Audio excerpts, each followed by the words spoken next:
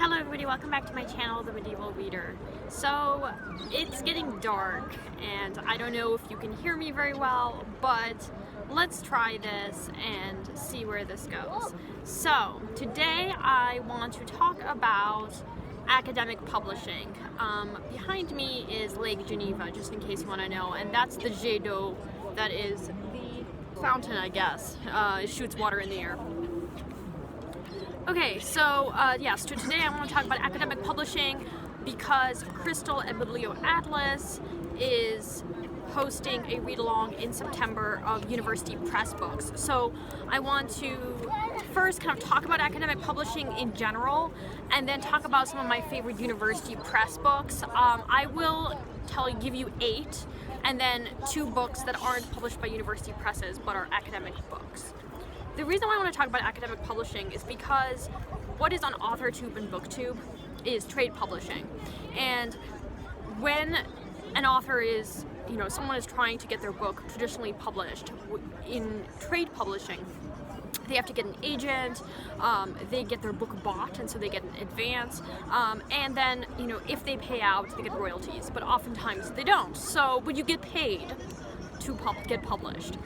In academic publishing, that is not the case. It's because really the only people who buy academic books, so books published by university presses, are research libraries.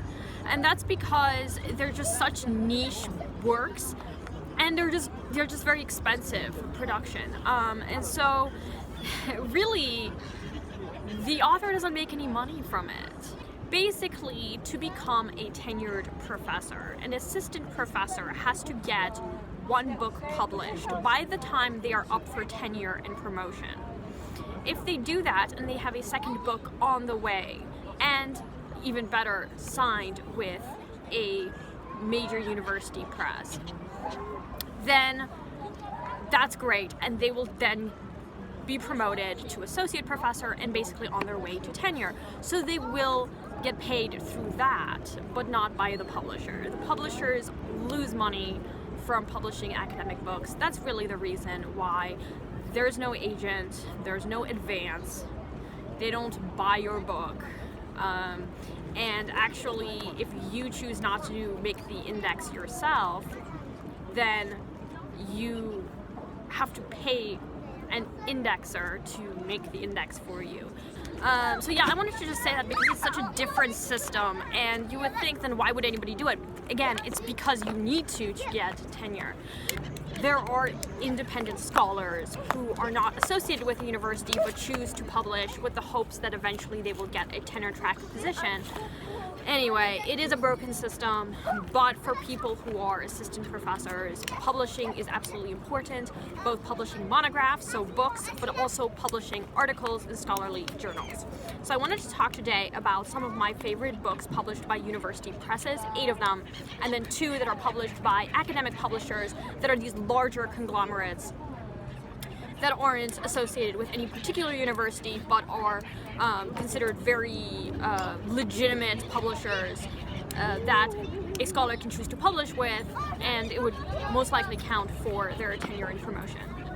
Here are the books that I would recommend. The first is my favorite, Augustine of Hippo by Peter Brown. Peter Brown wrote the first edition of this work in 1968, and the second edition came out in 2000. And if you want a good overview of Augustine's life, where you feel like Augustine of Hippo is like right before you preaching in his cathedral in Hippo, definitely would recommend Peter Brown's book. It is published by University of California Press. 2, Fiction in the Archives by Natalie Zemon Davis. So I've talked about Natalie Zemon Davis's book, The Return of Martin Guerre, on here before. She is one of the most influential scholars in just what I'm doing. She basically goes into the archives and just shows how ordinary people live their lives, peasants, women, through archival material. Fiction in the Archives actually, though, looks at fictions that were written so that criminals could get a pardon from the king. So it's not entirely a fiction. I mean, they're telling the truth about what happened, but they're also kind of writing it in a very literary way. And because most of these people were illiterate, they would have to hire someone who would then write their story in this very compelling way to convince the king to give them to reduce their sentence from, say, the death penalty to something less serious. 3 is Sin, The Early History of an Idea by Paula Fredrickson. This is published by Princeton University Press. And yeah, I think if you're interested in the history of sin, particularly in the West, and all the way, kind of beginning with Paul, she's like an expert on Paul's epistles. So she starts with Paul, and then she moves into talking about Origen and Augustine's original sin. It's super short, and I definitely recommend really anything by Fredrickson, but that book, and then anything on the Pauline epistles.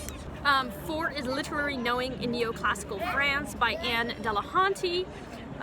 It's published by Bucknell. Now this one is very specific. It looks at aesthetics in the 17th century and kind of looks at the philosophical underpinnings of that aesthetics. So if you're really interested in looking at what goes underneath some of the major 17th century writers, including Molière, I would definitely recommend this book, but it is very particular, and most likely you would only be able to get it at a research library. 5 is Sacred Violence by Jill Plaster. This was published by University of Toronto Press, which publishes some of the best works in medieval Renaissance studies. And it basically looks at like 2,000 early English saints and tries to see, what we can learn about women and women's experiences through the lives of saints, which are very literary and fictional, but also kind of reveal something about the women's experience. And then 7 is, 6 was Forgetful of Their Sex, which is published by University of Chicago Press. And then 7 is literally anything in the Collected Works of Erasmus series published by the University of Toronto Press.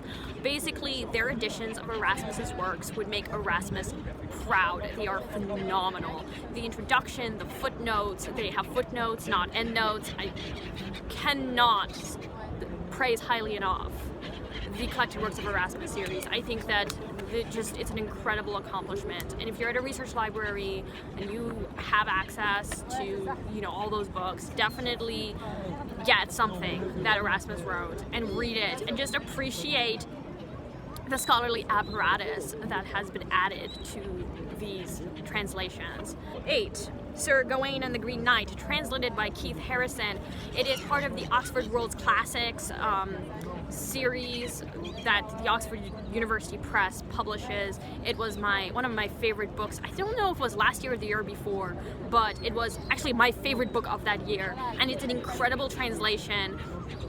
Sir Gawain, or Sir Gawain, depending on how you pronounce it. He's a knight, Gawain, and he's approached by this Green Knight who basically says, "Oh, fight me," and he tries to kill him and then realizes that he can't. And so then in return, Gawain has to go through all of these different trials. And the poem itself is so brilliantly translated, and you should absolutely read it out loud because it is translated in such a way that it keeps the alliterations, and I just think that is an incredible accomplishment. 9 is not published by a university press, but is published by an academic publisher, and that is Archbishop Anselm, Beck Missionary, Canterbury Primate, Patriarch of Another World by Sally Vaughan. Sally Vaughan works on Anselm of Canterbury, who is known for his ontological argument for the existence of God. He was a 12th century Benedictine monk, but actually he was also the Archbishop of Canterbury, who was Archbishop under William Rufus, who was William the Conqueror's son, and Henry I, who was, well, I guess, William Rufus' son. And he was in exile twice, and it looks at his political career. And what I really loved about this work is that she challenges the thesis of Richard Southern, who was another medievalist. And Richard Southern had argued from reading Anselm's letters that Anselm is this really humble, meek man who really never wanted to be bishop. And what Sally Vaughan does is show that that is a rhetorical technique that Anselm uses to hide the fact that he always wanted to be archbishop. And then this was a technique that we see, you know, all the way back to Augustine, who legitimately did not want to be bishop. He was kind of made into being bishop. But you see this in Gregory the Great. And so that Anselm is kind of creating his own image through his own letters, and of course through the writings of his hagiographers. So that's an amazing work. And then 10 is really anything by Jonathan Sumption. He has a 5-volume, just large histories of the 100 Years' War. I haven't read them. The one I have read is his Albigensian Crusade. It's published by Faber and Faber. I would say that really Jonathan Sumption is the perfect example of someone who does scholarly work but isn't actually associated with the university. As far as I know, he's actually a Supreme Court Justice in the UK. He's also a historian, and he writes histories that you can just go out and get, and they are really well researched. I definitely recommend his Albigensian Crusade. University presses really, I think, only really apply to the UK and the US, but academic publishing exists, of course, in any country in the world that has higher education. So yeah, that's my list. I know that there were people running behind me. I hope that wasn't too distracting. Let me know if you've read any of these, and I do hope that you guys will read books published by university presses. In September, I will try to read a few myself. Thank you everybody for watching, and I will talk to you later. Bye now.